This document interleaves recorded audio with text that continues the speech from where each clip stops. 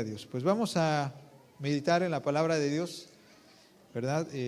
Sabemos que el pastor nos da alimento muy bueno, ¿verdad? Para nuestras almas. Y cuando nos toca estar aquí para exponer la palabra, pues bueno, tenemos la vara bien alta, ¿verdad? Sin embargo, bueno, la palabra de Dios tiene autoridad, amén. La palabra de Dios es bendita y es lo que hemos pedido que sea expuesta en esta mañana, amén.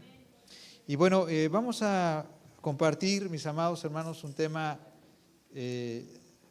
acerca de las doctrinas fundamentales de nuestra vida cristiana. Y bueno, estamos próximos a ir a lo que es un viaje misionero en la cual vamos a compartir la palabra de Dios. Y compartimos de gracia lo que hemos recibido de gracia. Amén. Debemos saber exponer la obra de redención que Cristo ha hecho en nuestras vidas. La creemos, es la base de nuestra fe y también debemos saber compartirla. Entonces, mis amados, como parte de las doctrinas fundamentales, el pecado o conocer el pecado es importante. Porque si no conocemos el pecado, no conocemos cuáles son las consecuencias del pecado, pues no podemos entender la necesidad de un Salvador. Amén. Entonces, vamos a dar lectura a iniciar, por favor, si son tan amables, acompañarme ahí a la primera carta del apóstol Pedro. Primera carta de Pedro, en el capítulo 1, y vamos a dar lectura desde el verso 3 al verso 9. Amén. Primera de Pedro, capítulo 1, verso 3 al 9. Dice la palabra de Dios de la siguiente manera: bendito el Dios y Padre de nuestro Señor Jesucristo, que según su grande misericordia nos hizo renacer para una esperanza viva por la resurrección de Jesucristo de los muertos, para una herencia incorruptible, incontaminada e inmarcesible, reservada en los cielos para nosotros, que sois guardados por el poder de Dios mediante la fe, para alcanzar la salvación que está preparada para ser manifestada en el tiempo postrero, en lo cual vosotros os alegráis, aunque ahora por un poco de tiempo, si es necesario, tengáis que ser afligidos en diversas pruebas, para que sometida a prueba nuestra fe, mucho más preciosa que el oro, el cual aún perecedero se prueba con fuego, sea hallada en alabanza, gloria y honra cuando sea manifestado Jesucristo, a quien amáis sin haberle visto, en que creyendo aún ahora, aunque ahora no le veáis, os alegráis con gozo inefable y glorioso, obteniendo el fin de vuestra fe, que es la salvación de vuestras almas. Gloria a Dios. Mis amados, hemos estado viendo esta semana en grupos en casa y el pastor nos ha estado compartiendo el tema de no te distraigas, ¿verdad? Y en grupos en casa veíamos que es importante atender prioridades en el orden de Dios para poder llevar una vida en comunión con Dios y no distraernos del propósito que Dios tiene para con nosotros. Y es importante, mis amados, que nosotros estemos buscando de Dios, precisamente aunque es importante y es indispensable nuestra comunión con Dios mientras estamos aquí en la tierra, debemos estar conscientes que el fin de nuestra fe es la salvación de nuestras almas. ¿Amén? Nada de lo que hagamos en este mundo es relevante si perdemos nuestra alma, ¿no? Jesucristo dijo: de nada le sirve al hombre ganar al mundo si pierde su alma.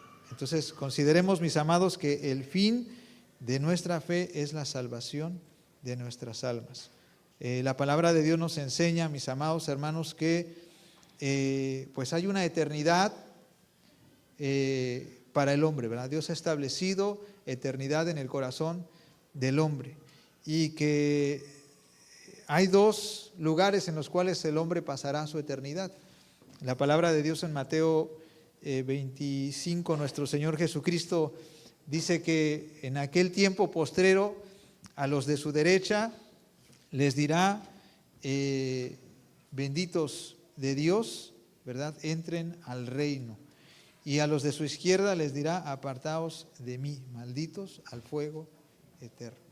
Entonces, mis amados, es importante que nosotros estemos conscientes de la eternidad que nos espera y que permanezcamos en la fe en Cristo Jesús para alcanzar ese fin de nuestra fe, que es la salvación de nuestras almas.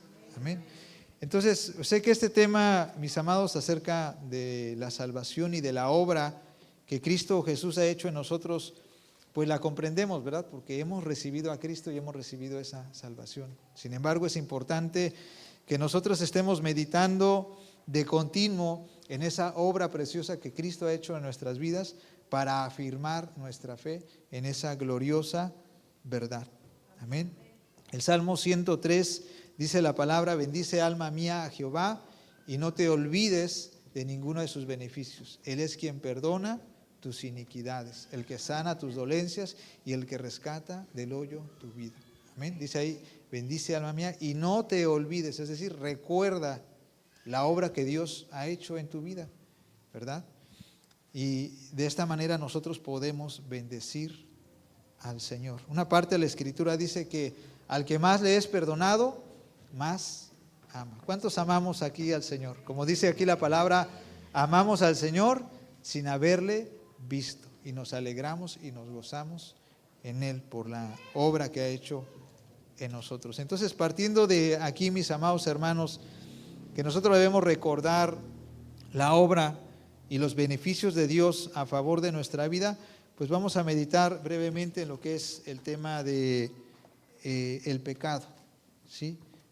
Obviamente es una doctrina muy extensa, sin embargo nosotros debemos entenderla, porque cuando compartimos el Evangelio a una persona, a veces nos dan 5 minutos, 3 minutos, y debemos hacerles saber cuál es la condición del hombre que vive apartado de Dios y cuál es la consecuencia de una vida de pecado. Amén. Entonces es un tema muy extenso, sin embargo vamos a ver algunos textos bíblicos que nos enseñan acerca de la condición del hombre, brevemente, ¿verdad? Y vemos, mis amados hermanos, que el hombre sin Cristo tiene un grande problema, ¿verdad? Lo sabemos, que en este mundo tenemos aflicción, a veces pasamos por pruebas, por luchas, la economía, que los hijos, el trabajo, y a veces sentimos que las pruebas son complicadas y son difíciles, pero en realidad, comparado con el problema del pecado, eso es nada, ¿verdad? Como dice la palabra de Dios aquí, aunque estés en diversas pruebas, por un corte de tiempo, ¿verdad?, os alegráis en Cristo, porque eso no es comparado con el problema del pecado, para el cual Dios ha provisto una solución. Amén. El pecado, mis amados hermanos, nos separa de la presencia de Dios. Y el pecado, mis amados hermanos, es una condición la cual todo ser humano ha heredado, ¿verdad? Dice la palabra de Dios que no hay un justo sobre la tierra, ni aun uno. No hay quien haga lo bueno, no hay quien busque a Dios.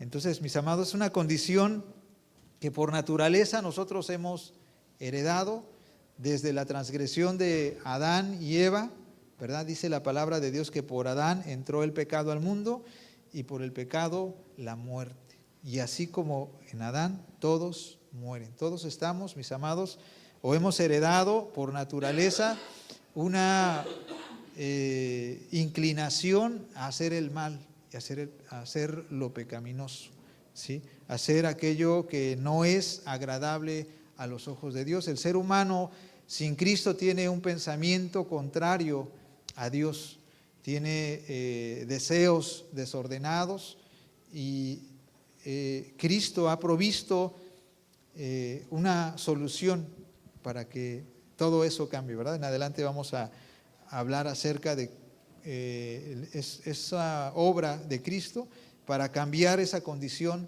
del hombre caído. Entonces, por naturaleza, mis amados, nosotros heredamos el pecado. La palabra de Dios establece en el Salmo 51, 5, El salmista David dice que él es pecador de nacimiento. Dice, en pecado he sido concebido. Si gustan, vamos a darle lectura. Acompáñenme a Salmo 51, capítulo 5. Dice la palabra: he aquí, en maldad he sido formado y en pecado me concibió mi madre. Y también, mis amados hermanos, Efesios 2:3 dice que éramos por naturaleza hijos de desobediencia, que seguíamos la voluntad del príncipe de este mundo. Entonces, mis amados, la condición de pecado del hombre, número uno, es heredada por naturaleza. Nadie está exento de eso. Por eso la palabra de Dios dice: por cuanto todos pecaron, están destituidos de la gloria de Dios. Es decir, que no hay nadie que pueda decir que no necesita de la obra redentora de Dios.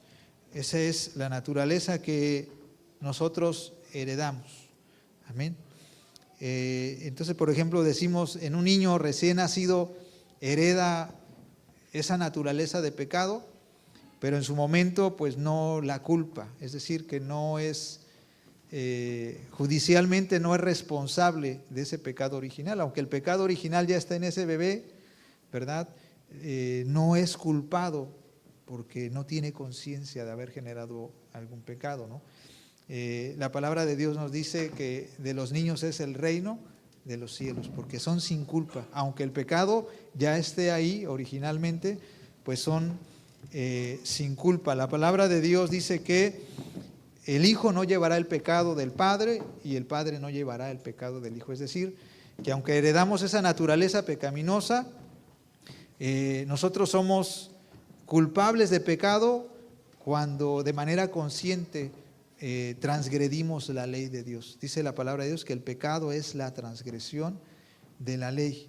Y también en Santiago dice que el pecado se origina a través de la concupiscencia del hombre. Cuando el hombre, por sus deseos contrarios a la voluntad de Dios, es atraído y lleva a cabo esas concupiscencias, es decir, que lleva una acción pecaminosa, dice, ahí prácticamente se constituye el pecado y por consecuencia la muerte. Entonces, mis amados, esta es la condición de todo ser humano. Por cuanto todos pecamos, estamos destituidos de la gloria de Dios. Amén. ¿Cuál es la consecuencia, mis amados? Es terrible esta situación del pecado y nuestro Señor Jesucristo se duele de esa condición, ¿no? Cuando Dios tuvo que raer de sobre la faz de la tierra a la humanidad, dijo que Él se dolió en su corazón. O sea, a Dios le duele en su corazón el ver la consecuencia del pecado. La consecuencia del pecado es la muerte. ¿Recuerdan la parte de la Escritura donde, decimos cuál es el texto más pequeño de la Biblia? Y los jóvenes en las competencias se la saben, ¿verdad? Que es Jesús lloró, ¿verdad? Y es una parte en la cual nuestro Señor Jesucristo llora ante la muerte de Lázaro, su amigo, ¿verdad? Pero Jesucristo no llora en sí por el acontecimiento de que Él había muerto, porque Él ya sabía que iba a ser resucitado, sino que Jesucristo siente esa dolencia por la consecuencia del pecado, que es la muerte, ¿no? Para toda la humanidad. Entonces, mis amados, lamentablemente el hombre sin Cristo vive imposibilitado de estar en la presencia de Dios por consecuencia del pecado. Y no hay quien pueda venir a la presencia de Dios. Dice la palabra de Dios: no hay quien haga lo bueno, no hay quien busque a Dios. El pensamiento del hombre, por su naturaleza, es contrario al pensamiento de Dios. ¿Cuántos de nosotros, mis amados hermanos, podemos en nuestra experiencia personal afirmar esta verdad? En lo personal, mis amados, yo en algún momento rechacé la palabra de Dios. Cuando mis padres me decían: vamos a la iglesia, mira, es necesario que escuches la palabra de Dios. O mis tíos llegaban a mi casa a predicarme el evangelio, yo les decía, a mí no me interesa saber de tu Dios, yo estoy bien, estoy cómodo con mi vida, no hago mal a nadie, ¿verdad? La idea del hombre pecador que no está consciente de su situación, no está consciente del peligro inminente de la condenación, ¿no? Y uno se cree que está bien, pero no es así, mis amados hermanos. Entonces, algunos de manera frontal rechazan la obra de Cristo, y otros de manera ignorante, pues no les interesa buscar de Dios, como dice la palabra en Isaías 53, ¿verdad? Cada quien se apartó por su camino, no quisimos tomar en cuenta a Dios. Y el hombre no puede buscar de Dios por sí mismo, el hombre está imposibilitado. Aunado a eso, la palabra de Dios dice que el príncipe de este mundo, es decir, Satanás, ha velado el entendimiento del ser humano para que la luz del evangelio no les resplandezca. Entonces, mis amados, hasta ante esta condición, pues la salvación solamente puede venir de nuestro Señor Jesucristo. Él es quien toma iniciativa para acercarse al hombre que está imposibilitado de venir a ser partícipe de su salvación. En la Biblia hay algunas narrativas muy bonitas que ocupamos para evangelizar, como la parábola del hijo pródigo, ¿verdad? ¿Quiénes la conocen? La hemos leído, ¿verdad? Y la otra igual, que es muy similar y ocupamos para predicar de la misericordia de Dios, es la historia de Mefiboset y el rey David, ¿verdad? Y nos habla esa historia en Primera de Samuel, si no me equivoco, 9, donde habla que Mefiboset era hijo de Jonatán. ¿Sí recuerdan esa historia del rey Saúl, de Jonatán? Jonatán era un amigo muy cercano a David, aun cuando su padre Saúl no estaba de acuerdo a esa amistad. Y Jonatán, al preservar la vida de David cuando estaba siendo perseguido por Saúl, hacen un pacto, ¿verdad? Y dice que le dice a David: no te olvides de mi descendencia. Bueno, pasando el tiempo, la palabra de Dios nos enseña que David, una vez que está constituido su reino, se acuerda de esa promesa que había hecho a Jonatán y pregunta en su reino: ¿no hay en la casa de Saúl alguien en el cual yo pueda hacer misericordia por amor a Jonatán, su padre? Y dice la Biblia que por ahí sale Mefiboset, que es sale ahí el siervo Siba, siervo de Saúl, y dice: sí, todavía queda uno de la casa de Saúl. Es el hijo de Jonatán, que vive en Lodebar, el cual es lisiado de sus pies, ¿no? El Lodebar nos enseña un lugar de miseria, un lugar pues terrible, ¿verdad? Y en su caso, además de ello, Mefiboset pues está lisiado de sus pies. No hay forma de que él pueda acudir a la casa de David. Y David manda por Mefiboset y lo sienta a su mesa como todos los príncipes, ¿verdad? Esa obra nos marca cómo es que Dios se acerca a nosotros, porque nosotros somos lisiados espiritualmente. No hay quien se acerque a Dios, no hay quien por sí mismo pueda venir a acercarse a Dios. Estamos destituidos de la gloria de Dios, pero por su misericordia, dice la palabra de Dios, que Él ha venido a salvar y a buscar lo que se había perdido. Dice Jesucristo que Él nos amó a nosotros primero.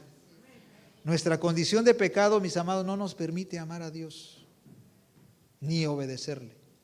Pero cuando somos partícipes de su gracia y de su amor, es que nosotros amamos al Señor. Por eso dice la palabra de Dios que nosotros amamos a Dios sin haberle visto, y nos alegramos y nos gozamos. Amén. Y tenemos esa esperanza que es el fin de nuestra fe, es la salvación de nuestras almas. Entonces, nuestro Señor Jesucristo, mis amados, se acerca a nosotros para que nosotros podamos tener salvación. La palabra de Dios en Romanos capítulo 7 nos habla acerca de la ley que es contraria a la ley de Dios, que habita en nosotros. Hay una ley por consecuencia del pecado en nosotros que tiende a hacer lo malo. Dice el apóstol Pablo que queriendo hacer el bien que yo quiero no lo puedo hacer, ¿verdad? Y el mal que no quiero hacer, eso hago. Por eso dice, miserable de mí, ¿quién me librará de este cuerpo de muerte? Pero el verso 75 dice, gracias a Dios, la respuesta está en Jesucristo, nuestro Señor. Es decir, que Dios ha provisto una solución ante esa condición miserable del hombre. Y es que Cristo se aproxima, Dios se aproxima a nosotros para brindarnos de su salvación y restaurar esa naturaleza caída de pecado y hacernos cercanos a Dios. La palabra de Dios dice que nuestro Señor Jesucristo no solamente se aproxima a nosotros, no solamente se hace cercano, sino que Jesucristo se aproxima, o sea, se hace prójimo nuestro. ¿Cuántos hemos leído la parte de Ruth donde habla del pariente redentor? ¿Sí? Como Jesucristo se hace nuestro prójimo. Dice la palabra que Él anunciará en medio de la congregación, dice, anunciaré la salvación a mis hermanos. Y dice, no se avergüenza de llamarnos a nosotros hermanos. O sea, Cristo se aproxima a nosotros para precisamente ser ese pariente redentor. ¿Sí? Dios se hace hombre. Amén. Ahora, mis amados hermanos, no hay quien nos pueda librar de la condición de pecado. Ningún hombre solamente Cristo, ¿verdad? Porque no hay, dice la Biblia, no hay un mediador entre Dios y los hombres, sino Jesucristo, hombre. No hay nadie más. Y en adelante vamos a ver lo que es el poder de la sangre de Cristo para precisamente arreglar este problema de lo que es el pecado. Solamente nuestro Señor Jesucristo. Ahora, es importante entender, dado que he comentado que el pecado es una condición que se hereda o que ha heredado toda la humanidad, que ha sido engendrada. Por ejemplo, Adán fue creado, todos los seres humanos han sido engendrados y hay que entender que Jesucristo, Él fue encarnado. ¿Sí? Esto, ¿qué tiene que ver estas diferencias? Es que, mis amados, nosotros como seres humanos heredamos esa naturaleza pecaminosa. Sin embargo, Jesucristo, en esa obra milagrosa de su concepción virginal, Jesucristo adquirió un cuerpo humano semejante a nosotros, porque dice la palabra en Filipenses 2, que Él siendo Dios no estimó el ser igual a Dios como cosa que aferrarse, sino que se hizo hombre y estando en semejanza de hombre, es decir, no es igual a nosotros en la condición, sí en la condición de humanidad, porque es 100% hombre y 100% Dios, pero no en la condición de heredar esa inclinación al pecado. O sea, Jesucristo tuvo cuerpo humano como nosotros, pero a diferencia de nosotros, Jesucristo no heredó esa inclinación al pecado. Porque la misma obra que hace el Espíritu Santo es precisamente, dice el ángel a María, el santo ser que nacerá. O sea, Jesucristo es santo desde la concepción. ¿Por qué? Porque de esa manera Él podía llevar nuestras culpas. Desde la concepción Él es santo. Y aún durante su vida, Él fue tentado en todo, pero sin pecado alguno. Amén. Entonces, qué hermoso saber, mis amados hermanos, esta obra. Realmente, mis amados hermanos, la palabra de Dios es hermosa. La verdad, yo digo, ¿cómo puede ser posible que antes me invitaban a conocer de Dios y yo rechazaba? Pero le doy gracias a Dios que Él ha tenido misericordia de mí. Y yo creo que ustedes están agradecidos por Dios porque no es casualidad, mis amados. O sea, no están aquí porque ustedes hayan tenido la intención.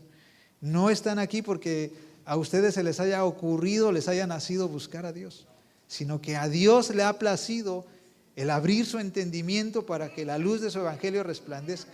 Y hoy cada uno de nosotros seamos considerados hijos de Dios. Y por eso nos alegramos y gozamos, como dice Primera de Pedro. Amén. Gloria a Dios. Entonces, mis amados hermanos, nuestro Señor Jesucristo dice en la palabra Hebreos 10 al Padre, cuando entra al mundo, el Verbo hecho carne, como dice Primera de Juan, dice, sacrificio y ofrenda no quisiste, mas me diste cuerpo. Amén. O sea, ¿por qué Jesucristo tuvo que ser, o Dios tuvo que hacerse hombre? Porque el hombre es quien transgrede la voluntad de Dios. Por lo tanto, quien tiene que llevar la culpa del pecado es el hombre, pero no cualquier hombre. No cualquier hombre, tendría que ser uno santo, perfecto, sin mancha. Entonces Jesucristo es ese hombre. Y como dice, en Adán todos mueren, en Cristo todos serán vivificados. Amén. Gloria a Dios. Entonces, mis amados hermanos, vemos aquí que es necesario que Cristo tomara humanidad. La palabra de Dios dice que para que Cristo, por medio de su muerte, librara, ¿verdad?, al hombre que por temor de la muerte estaba esclavizado. Cristo tuvo que tomar esa humanidad.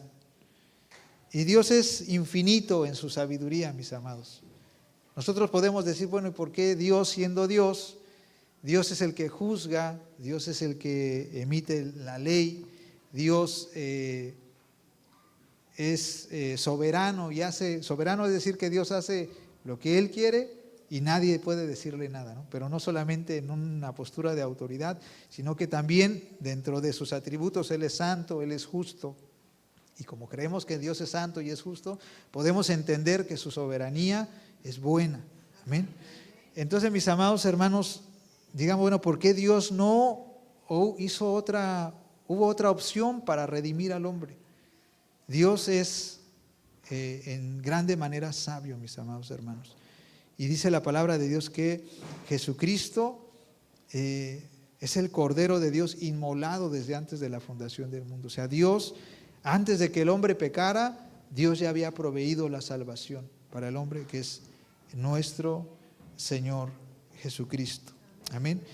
Y Jesucristo tuvo que derramar su sangre, mis amados. Ahora vimos ya la condición de pecado del hombre y cuál es la provisión que Dios da para que el hombre pueda tener esa comunión con Dios. Dios desea restaurar la comunión de todo ser humano. Y Dios quiere llamar a cada ser humano por hijo y hacerlo heredero de toda su gloria juntamente con Cristo. Pero lamentablemente, mis amados, muchos allá afuera por ignorancia rechazamos la obra de Cristo Jesús que ha sido dada por medio de Dios para salvación de nuestras almas. Mis amados hermanos, recuerdan que nuestro Señor Jesucristo en el Getsemaní, Él tuvo grande aflicción, ¿verdad? Y Jesucristo en el Getsemaní exudaba, dice la palabra, gotas de sangre por la presión que tenía, no por el tiempo de ser lacerado, de ser golpeado, de ser crucificado, de ser escupido. A Jesucristo no le angustiaba eso. A Jesucristo le angustiaba que el momento en el cual el pecado iba a ser cargado en Él, lo separaría temporalmente en su humanidad de la presencia de Dios. Por eso Él, que tenía una comunión perfecta, sentía esa angustia y sudó gotas de sangre. Amén. Entonces, en esa parte de Getsemaní, Jesucristo dice, Padre, si es posible, pasa de mí esta copa. Pero no sea lo que yo quiero, sino que sea tu voluntad. O sea, este plan de redención está milimétricamente calculado por parte de Dios en modo, tiempo y lugar. Jesucristo, mis amados hermanos, a lo largo de la palabra, desde el Génesis hasta el Apocalipsis, habla de la obra de redención de Cristo. Por eso cuando Jesucristo se presenta a sus discípulos en Emaús, en la resurrección, los discípulos decían, no ardía nuestro corazón cuando Él exponía su palabra. Y dice que Jesucristo les empezó a enseñar desde Moisés, es decir, desde el Pentateuco, desde los profetas, y les empezó a revelar que todas las Sagradas Escrituras hablan de ese plan de redención de Cristo Jesús. Amén. Ahora, mis amados hermanos, el entendimiento de esta situación de pecado y de redención está velado al ser humano. Cuando yo no había recibido a Cristo, mis amados, a mí esto se me parecían fábulas. Para mí no tenía sentido ni razón el decir la sangre de Cristo, uno que murió hace 2000 años, a mí para qué me sirve eso, ¿no? Pero dice la palabra de Dios que la sabiduría del hombre natural es contraria a la sabiduría espiritual. Y el hombre natural no entiende las cosas que son del Espíritu y no cabe en su razón y choca en su entendimiento, y lamentablemente por eso rechazamos la obra de redención de Cristo. Y dice la palabra, quien cree en Cristo, ¿verdad?, ha sido perdonado, pero quien rehúsa creer en Él ha sido condenado. Ese es el peligro, mis amados, del ser humano, que tal vez no abiertamente ha rechazado a Cristo, pero ignora conocer de Dios. Cuando se le invita a la iglesia, cuando tú le dices, oye, quisiera recibir a Cristo, quiero compartirte de Cristo, no tengo tiempo, ahorita estoy ocupado, ¿no? O estoy con mi familia, voy en la plaza y hay cosas más importantes. Si el ser humano no se da cuenta del riesgo inminente de la condenación eterna, mis amados hermanos. Sin embargo, mis amados, Dios ha proveído la salvación del hombre por medio de la sangre de nuestro Señor Jesucristo. Y las cosas, dice la palabra de Dios, que todas las cosas que vienen en el Nuevo Testamento, ¿cuántos ahorita están en el plan de lectura de la Biblia? ¿Verdad? Y empezamos a leer Levítico y todas el sistema sacrificial, ¿verdad? Que las palomas, que los corderos, que el macho, que el becerro, que la forma en la cual tenían que cortar las piezas y ponerlas, ya sea para ofrenda quemada, ¿verdad? O sea, nos dice eso ¿qué onda, no? O sea, nos vuela el cerebro y dice, pues no entiendo por qué Dios tiene que hacerse uso de animales para tener la comunión con su pueblo, ¿no? Sin embargo, mis amados, todo eso, ese sistema sacrificial y todo lo que vemos en la Biblia del derramamiento de sangre es figura, es simplemente para que el ser humano pueda entender ese plan de redención que fue hecho en Cristo Jesús. ¿Sí? ¿Recuerdan cuando Jesucristo se topa con Nicodemo y le dice, bueno, si las cosas terrenales no las entiendes, ¿cómo entenderás las celestiales? Entonces Jesucristo tuvo que darnos a través de su palabra a conocer el sistema sacrificial para que entendamos el plan de redención de Cristo Jesús. Si a veces dice la palabra de la cruz es locura para el que se pierde.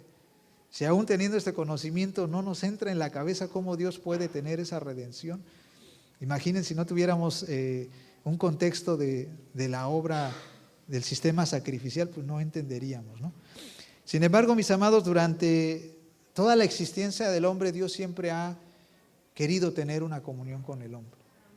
Desde el Génesis, Dios crea a Adán y Eva, y en el Génesis, cuando Adán y Eva transgreden la voluntad de Dios y entra el pecado, dice la palabra de Dios, el primer sacrificio para poder restituir la comunión lo hace el mismo Dios.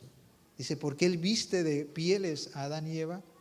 ¿Y de dónde tuvieron que salir esas pieles? Pues Dios tuvo que sacrificar. Tuvo que tomar de un animalito inocente para ocupar el lugar de aquel que había transgredido la ley de Dios. Y la palabra de Dios en Apocalipsis nos habla que nos asemeja que nuestra condición de pecado es como la vergüenza de la desnudez. Y Dios dice, te aconsejo, ¿verdad? Que consigas de mí vestiduras blancas, ¿verdad? Entonces tiene que ver todo eso. Entonces en la Biblia entendemos, mis amados, que Levítico 17:11 dice, sin derramamiento de sangre no hay remisión de pecados. Entonces, mis amados, ¿y por qué pasa esto? Porque la misma palabra de Dios nos dice que en la vida está, en la vida, o la vida de la carne está en la sangre. Y esto tiene que ver con la ley de la sustitución. Sí, la sangre es la vida del hombre. Entonces, Dios utiliza la sangre para sustituir la culpa o para tapar la culpa de aquel que ha transgredido la ley, ¿verdad? Por aquel que ha sido inocente. Por eso es que Dios usaba al Cordero Pascual, ¿verdad? Cuando vemos en Génesis también, Dios le pide a Isaac, Dios pide a a Abraham, a su hijo Isaac, ¿verdad?, que fuera sacrificado.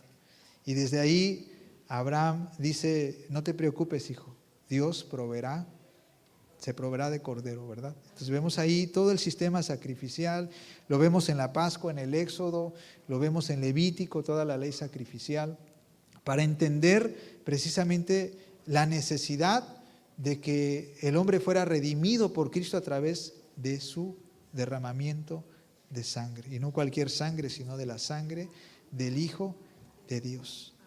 Amén, gloria a Dios. Entonces, mis amados, en esa ley de la sustitución, pues no cualquier hombre puede salir al pago de nuestra culpa, ¿verdad? Es como, a veces lo ejemplificamos como la leucemia o como el SIDA, que son enfermedades, ¿verdad?, en la sangre. Por ejemplo, los que sufren de leucemia porque su médula no produce sus glóbulos saludables, sus glóbulos rojos. Los que son leucémicos necesitan continuamente transfusiones de sangre, ¿verdad?, para prolongar su vida. Y se vuelve a contaminar esa sangre y tienen que meterle. ¿Se imaginan si un leucémico le es transferida la sangre de una persona que padece de SIDA? Pues es el acabose, ¿verdad? Entonces así, mis amados, el hombre pecador no puede dar la vida por otro pecador. Y Cristo, siendo santo desde su concepción, siendo santo en toda su manera de vivir, tentado y todo sin pecado, Él fue, mis amados, el sacrificio perfecto para nosotros. Él pudo ocupar nuestro lugar, como dice Isaías 53, que en Él fueron cargados los pecados de la humanidad. Y estando en la cruz del Calvario, precisamente una vez hecho pecado, todo su cuerpo fue hecho pecado por causa nuestra. Todo su cuerpo cargó la maldición que nos tocaba a nosotros. Y en ese momento en su cuerpo Jesucristo se sintió abandonado y dijo, Padre, ¿por qué me has abandonado? Cristo no, en su humanidad perdió esa comunión, pero en su deidad Él siguió teniendo comunión con el Padre. Si no, esto sería contrario a que el Padre, que el Hijo es Dios. Ahí podemos ver que Jesucristo nunca perdió la comunión con Dios, salvo en su humanidad. Amén.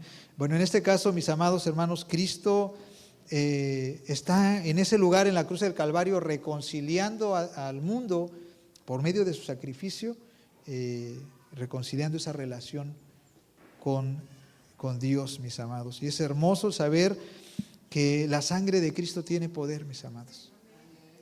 Y es por eso que nosotros debemos meditar en esto, porque dice la palabra de Dios, empezamos leyendo, que el fin de nuestra fe es la salvación de nuestras almas. Nuestra fe se afirma en el conocimiento de Dios. Cuando conocemos a profundidad la obra de redención de Cristo, no hay más que amarle a Él. Y cuando le amamos a Él, permanecemos firmes en la fe. Porque ¿quién puede vivir una vida contraria a la voluntad de Dios teniendo conciencia de esta grande obra de redención que Cristo ha hecho? O sea, nadie en su sano juicio podría decir, voy a llevar una vida sin tomar en cuenta a Dios. Una vez que hemos recibido a Cristo, no podemos vivir apartados de Dios. Le amamos y le obedecemos. Y decimos, bendice alma mía Jehová, y no me olvido de sus beneficios, porque Él es quien ha perdonado nuestras transgresiones y nuestros pecados. Bueno, mis amados, continuamos. La sangre de Cristo es importante para que nosotros podamos ser libertados del poder del pecado. Y así como una persona que sufre leucemia, la única forma de ser sano es que tenga un trasplante de médula, ¿verdad? Así, mis amados hermanos, el hombre que vive apartado de la presencia de Dios, el hombre pecador, no hay forma de que pueda salir de esa condición, a menos de que le sea transmitida la vida de Cristo Jesús. Por eso dice la palabra de Dios, el apóstol Pablo, ya no vivo yo, mas Cristo vive en mí. Y lo que hago en la carne, ahora lo hago en la fe del Hijo de Dios. O sea, segunda de Pedro dice la palabra de Dios que nos ha sido dado el participar de la naturaleza divina. No hay quien pueda llevar una vida agradable a Dios si no es por el poder del Espíritu Santo. Si no es por esa garantía de la herencia que es el Espíritu Santo en nosotros, nadie puede alinear los pensamientos a la ley moral de Dios. O sea, sin Cristo no hay hombre que pueda hacer la voluntad de Dios. Sin embargo, la palabra de Dios dice que nosotros tenemos la mente de Cristo. Al recibir a Cristo en nuestro corazón, nuestros pensamientos son alineados. La vida de Cristo es en nosotros para vivir una vida en justicia. Amén. Entonces, mis amados hermanos, ahora nuestro Señor Jesucristo, mis amados, derrama de su sangre en la cruz del Calvario para que nosotros fuéramos perdonados. Amén. Y el perdón de Cristo abarca varias áreas, mis amados hermanos. Realmente el perdón de Cristo tiene una restitución, una restauración total en el ser humano. La palabra perdón, apenas ayer lo estaba analizando, mis amados, y habla viene de dos vocablos, que es el prefijo per, dice ahí, bueno, lo que leí, y donar, que tiene que ver con un regalo, y per, que significa por completo, perdonar. Eso es así se crea esta palabra. Y esto nos habla, mis amados, por ejemplo, de per, el prefijo per, lo podemos tomar en ejemplo, por ejemplo, durar. La palabra durar habla de una prolongación en el tiempo, ¿no? Pero cuando le ponemos perdurar, es decir, que dura mucho tiempo. Asimismo, el donar, que es un regalo, cuando le ponemos perdonar, es decir, que el perdón que Dios nos da es perfecto. El perdón de Dios, mis amados, es por completo para que nosotros podamos vivir una vida en comunión con Dios. Y a través de la palabra de Dios, hablando precisamente de la sangre de Cristo Jesús, pues se ocupan muchas palabras, como por ejemplo la redención, por ejemplo la expiación, la propiciación, y en su caso es otra palabra que ahorita vamos a tomar en cuenta. Son 4 palabras, mis amados, que tienen que ver con el perdón de Dios. Número 1, la propiciación. Y vamos a darle lectura, mis amados hermanos, si son tan amables, estamos ya por terminar, en Romanos 3:25. El sacrificio de Cristo Jesús fue dado, Dios envió a Cristo en propiciación de nuestros pecados. Romanos capítulo 3, verso 25 dice: a quien Dios puso como propiciación por medio de la fe en su sangre, para manifestar su justicia a causa de haber pasado por alto en su paciencia los pecados pasados. Entonces, donde habla la palabra de Dios, incluso la palabra de Dios en Primera de Juan 4:10, dice la palabra: en esto consiste el amor de Dios. Dice, no en que nosotros le hayamos amado, sino que Él nos amó a nosotros y envió a su Hijo en propiciación por nuestros pecados. La palabra propiciación, mis amados, tiene que ver con satisfacer la demanda de Dios. La consecuencia del pecado para con nosotros era que la ira de Dios tendría que ser sobre nosotros. Y Jesucristo es la propiciación de nuestros pecados. Es decir, que Dios, como Dios justo, puede pasar por alto la paga del pecado. O sea, sí o sí tenía que haber pago. O sea, no como aquí a veces nuestras autoridades de que ahí te va un mochi y ya no pasa nada, ¿no? Sino que Dios, como Dios justo, sí o sí tendría que haber pago por el pecado, y ese pago se tuvo que satisfacer esa demanda de la justicia de Dios a través de nuestro Señor Jesucristo. Entonces, el perdón de Dios tiene que ver con la satisfacción de la demanda de Dios, y Cristo es nuestra propiciación. Número 2, la palabra redención, que significa liberar pagando un rescate. La palabra de Dios nos enseña en Apocalipsis 5:9 dice: por tu sangre nos has redimido. Romanos 3:24 dice: mediante la redención que es en Cristo Jesús.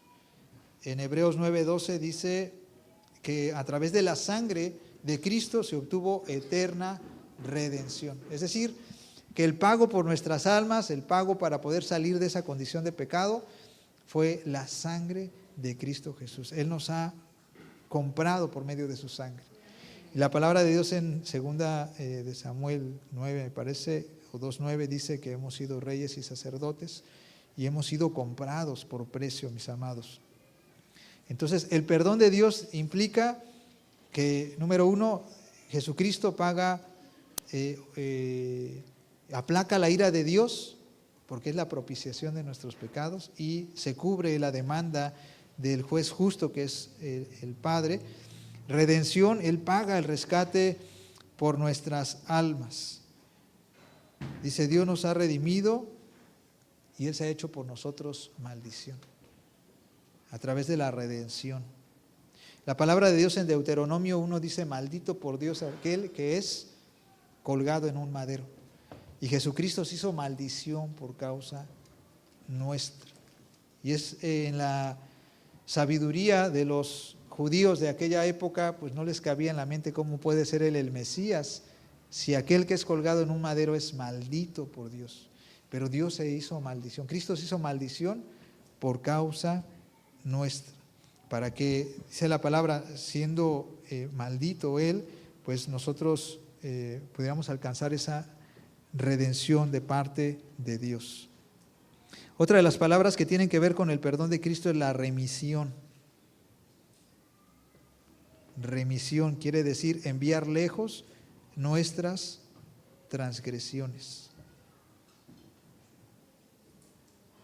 En la palabra de Dios, mis amados, encontramos esta verdad muy bonita en la cual dice, Dios se olvida de nuestros pecados. ¿Cuántos de nosotros no hemos pecado una vez y venimos otra vez a pedirle perdón a Dios por el pecado que cometimos ayer antier? Y volvemos a caer y volvemos a caer, ¿no? Sin embargo, cuando vienes por quinta vez delante de Dios a decir, perdona el pecado, porque mira, ya hice otra vez lo que hice el día de antier, o hice la semana pasada, Dios te dice, pues yo no me acuerdo, para mí es la primera vez, porque la semana pasada que te perdoné, olvidé tu pecado, ¿no? Y eso es lo bonito, porque Satanás viene a acusarnos delante de Dios, mira, es que ya es la 12ª vez que peca en contra de ti, y Jesucristo, obviamente por la obra de Cristo, dice, pues para mí es la primera, ¿no? Y no, el acusador no puede estar delante de la presencia. La sangre de Dios tiene mucho más poder. Esto tiene que ver con la remisión. ¿Recuerdan cuando David pues pecó? David, siendo conforme al corazón de Dios, David pecó en muchas formas en contra de Dios. David fue homicida, David fue adúltero, David mintió, trató de encubrir su pecado. Sin embargo, él se arrepintió, ¿verdad? Se arrepintió y Dios le perdonó. Y en adelante, en 1 de Reyes 9:4, Dios se refiere a David, hablando con su hijo Salomón, dice que David anduvo con integridad de corazón.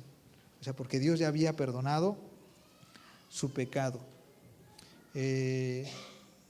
Dice la palabra de Dios, sin derramamiento de sangre no hay remisión de pecado.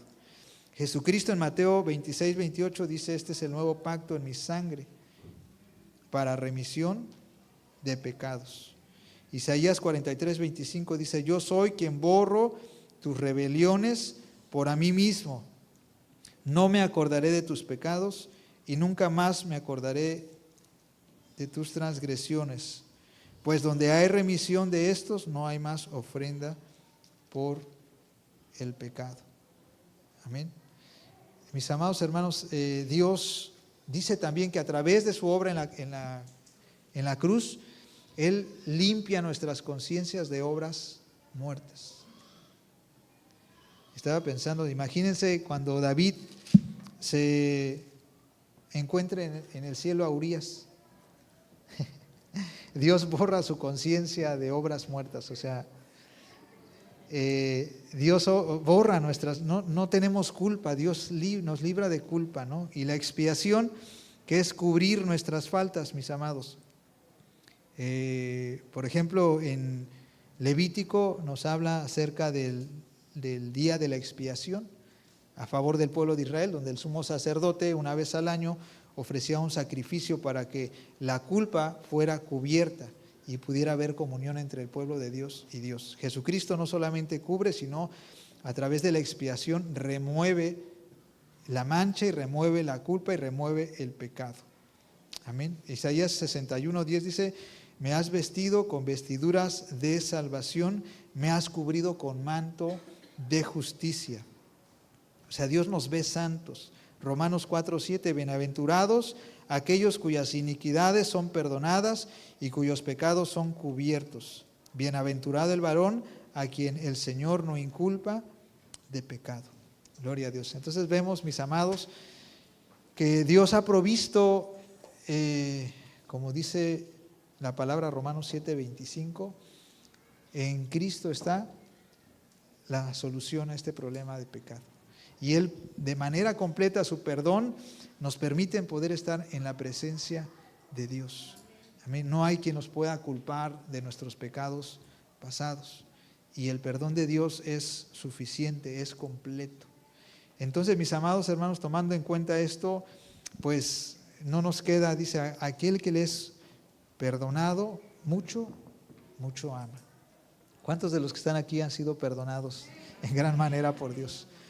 Entonces, mis amados, amemos al Señor, gocémonos en el Señor por la obra que ha hecho en nosotros, por este sacrificio, por tomarnos en cuenta, por acercarse a nosotros y por darnos esa esperanza viva que es la salvación de nuestras almas. Amén. Vamos a orar a Dios y pedirle que esta palabra sea en nuestro corazón, que esta verdad quede fijada en nuestro corazón y que nos ayude a compartirla en el momento que sea necesario, para que muchos más vengan al conocimiento de Cristo. Bendito Dios, en esta hermosa hora te damos gracias, Señor, por tu bendita palabra.